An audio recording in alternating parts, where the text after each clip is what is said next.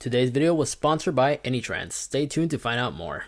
Hey, how's it going everyone? For this video, I'm going to go ahead and show you all the major changes, new features, and shortcuts that they changed on watchOS 6. Now, this is currently running in the latest watchOS 6 developer beta, and I've been testing it out for quite a bit, finding new bugs here and there, and some really interesting stuff that I wasn't expecting Apple to change or improve. So let's get started, and this is going to be a full list of everything you need to know. Let's begin by covering all the new complications that they integrated. Audiobooks has its own complication that you may see right here, and when you tap on it, it will quickly launch the app. As you may see, you have two options to choose from. You could go from your phone library or the Apple Watch. And to add audiobooks, you have to actually open up the Apple Watch app on your iOS device. And you have to go down to audiobooks. Simply hit add, and this would be where you find your audiobooks, and just simply tap on it to add it to your Apple Watch. So that's basically the entire concept to this, but if you're streaming off your mobile device, the layout's very similar to what you expect to find like on a podcast layout whenever you're listening to your audio. As you can see, we could increase the speed, connect them to AirPods, and then down here you could actually skip chapters too, all off the Apple Watch. And then you could go back to the same menu. And if you go back to the control center, it also shows you the status of the audio playback. There isn't much that's changed in the control center. Everything still looks almost identical. You can still edit it. There isn't any new icons they added. It's still the same to enable or disable walkie-talkie. You still got your flashlight with the 3 different shade options. Water lock works exactly the same like it always did. And you still got the same options to choose from on Do Not Disturb. So control center is practically the same still. But what is different is a new complication that we have here for calendars. As you can see, the icon is totally different, and it looks cooler in my opinion. When you tap on it, calendar, it's exactly the same like what you find on watchOS 5. But another thing that's new, a new complication that got a new redesign, I should say, is the wind. Before it used to resemble more like a compass, but now it actually tells you the direction of the wind is going towards. Like right now it says west, southwest, it looks like, and sometimes it goes from north, south, and all that, those other directions. But when you click on it, it's simply just a weather app. If you 3D press, nothing has changed either. Another new app is the Calculator app, which also has its very own complication, and it has 2 different modes. This first one is just your typical calculator, but when you 3D press, you can actually switch to the new tip function, which is alright. All you do is just enter the total amount, enter the tip percentage you wish to give out, enter the amount of people you wish for them all to split the bill with, and it easily does give you the total right here. Then if we go and look at our view grid for our applications, and you 3D press into the list view, you may have noticed that it's completely different than what we're used to seeing. If you compare it with watchOS 5, it's very bland. In this new look, not only do the icons pop out a little bit more, but it's also easier to read.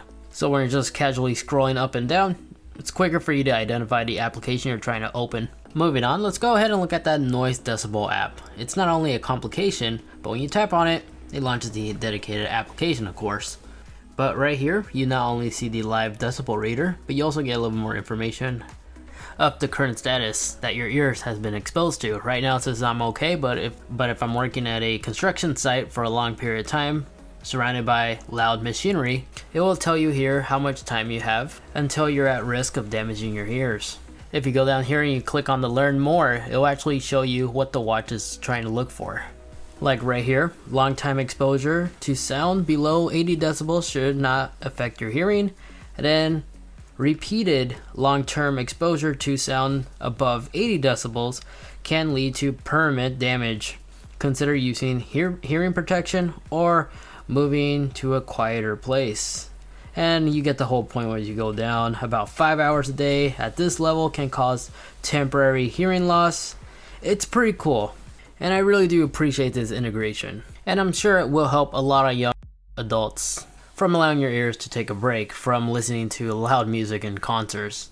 Another new native Apple app is Cycles for women. It's not only just an application, but it is also a complication you can leave in front of your Apple Watch. Moving on, we also have voice memos, which is also the app, and a complication as well. If you tap on it, it quickly launches us to the voice memo app, and here you can simply hit record.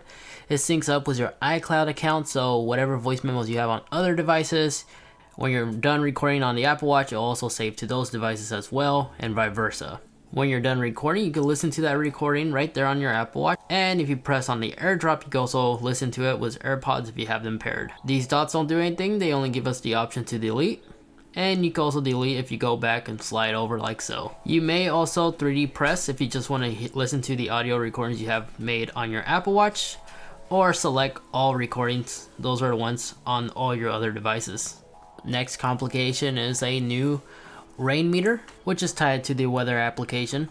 It doesn't really do much, just it'll tell you the percentage if it's gonna rain today or not. Another new change is the incoming call format. Before, both decline and answer call was the same size, and if you have your AirPods placed, it actually will show you a new AirPod icon to answer the call. And if I remove them, it still is a larger answer call icon.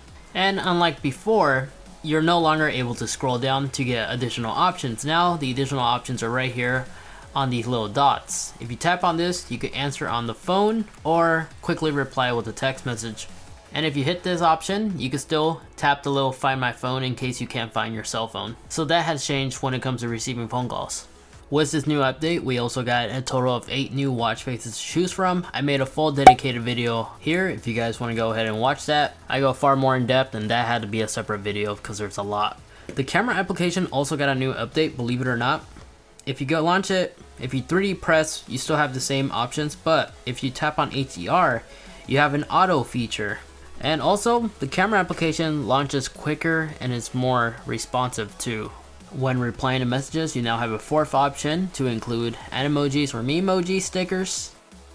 Then the podcast app also got a new look in some ways too. Whenever you're listening to your audio, the album or the image cover, I should say, transferred through the playlist controls and these little lines right here. If you tap on this, you can actually scroll and look at other previous podcasts available as well from those same creators. But this side of the menu is still exactly the same. You can still check out the library of podcasts that some of these creators have as well from this point. And back over here, you still have all your available common options. Now Playing has its own dedicated app now. What this does, when you click on this, whatever audio or whatever you're listening to on your Apple Watch, you'll be able to watch it, control it right here. Or if you're playing something on your iPhone, for example, you can quickly switch to your iPhone control, pause and play it, adjust the audio right here. So in other words, the way this application is very useful is, say for example, you're watching something on your phone but you're out of reach, you quickly pause whatever you're listening to on the Apple Watch, switch to the control for the iPhone, and skip or just pause that video.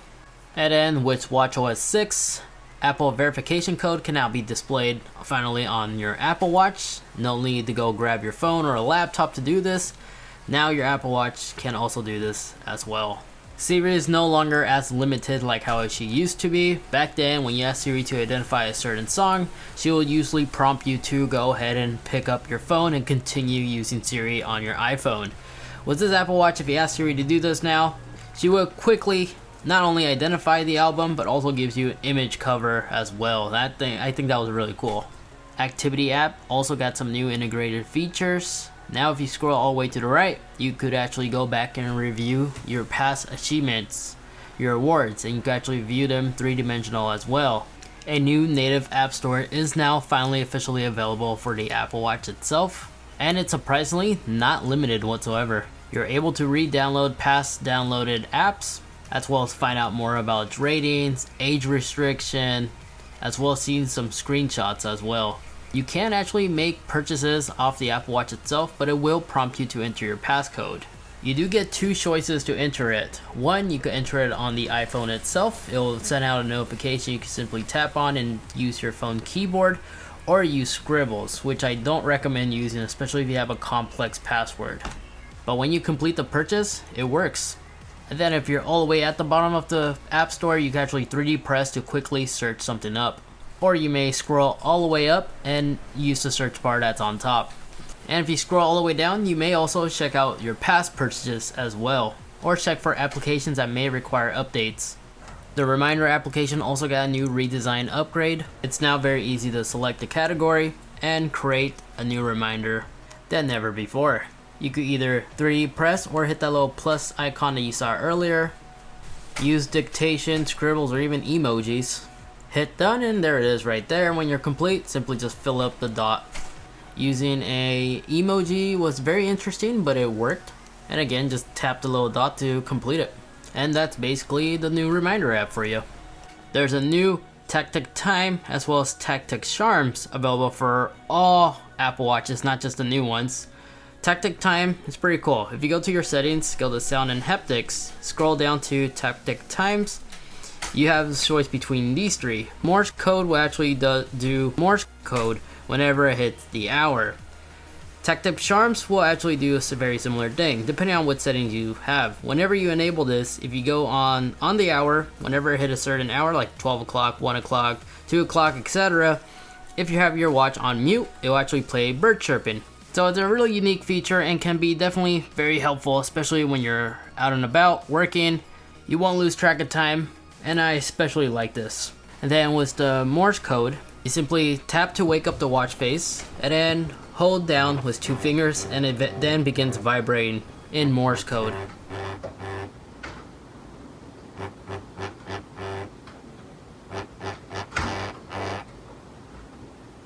And then there's a lot of things that have changed in the Settings app. For instance, you not only see your profile here, but you can, if you tap on it, do nothing. It doesn't let us edit it just yet, maybe in the near future. But if you scroll down, you will find some new application settings. If you tap on noise, if there's a certain decibel you want it to prevent you from notifying you, you could adjust that all right here. And then if you have a non-LTE version Apple Watch, for some reason you have your cellular options right here. When you click on it, you can view your SIMs, the data you use, but since this is still a beta, this might get removed in the near future with the launch of the official release. But from my understanding, I believe the LTE Apple Watch actually has a LTE complication as well now. And then if you go down to SOS, you can also enable or disable fall detection from here. You no longer have to actually go into your iOS application to do this.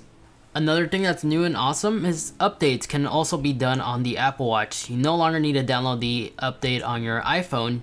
The Apple Watch can now automatically and independently update itself. And here you can also enable the application to be automatically updated. And another thing I forgot to mention is whenever you receive a message, you could actually 3D press on that message if you wish to get it delivered silently. You have more options now when you do this. And when you download applications on the App Store, for example, like weather apps that require locations, you're no longer prompted to go to your iPhone to enable the location. You can actually do it all right here on your Apple Watch. So this Apple Watch definitely is now becoming more independent than ever before. But now, time to thank our video sponsor, AnyTrans. AnyTrans is basically the ultimate iPhone OS management system out there. It's better than iTunes, as you could do a lot more than what iTunes will allow you to do. I've actually started using this thing on a daily basis. It's the Air backup feature that I like using the most. I love this thing because I'm able to set a certain schedule I want my phone to automatically back up whenever it connects to the Wi-Fi network. Same Wi-Fi network as my laptop is. It will automatically back up my files. This way, in case an emergency or something happens, I will always have a very recent backup. And it doesn't get stored to a cloud. It gets stored on your computer's hard drive, so you own your backups. There's other things you can do with this software too. You can make a complete clone of your old iPhone to your new iPhone. So photos and everything will get actually transferred over. And something new they just recently added, if you use a lot of social media apps like WhatsApp, Line, you could actually make a backup of those chat applications as well. So try it today and check out that link for a free download. Anyway guys, that pretty much wraps up this video. If you guys enjoyed this content and like to see more, make sure to hit that subscribe button. If you found this video informative, make sure to also leave a like. Comment down below if you have a question or something you want to test out on WatchOS for a future video. I'll go ahead and see if I could do that. So stick around, but thank you once again for watching. Take care, and I'll catch you in the next one. Peace.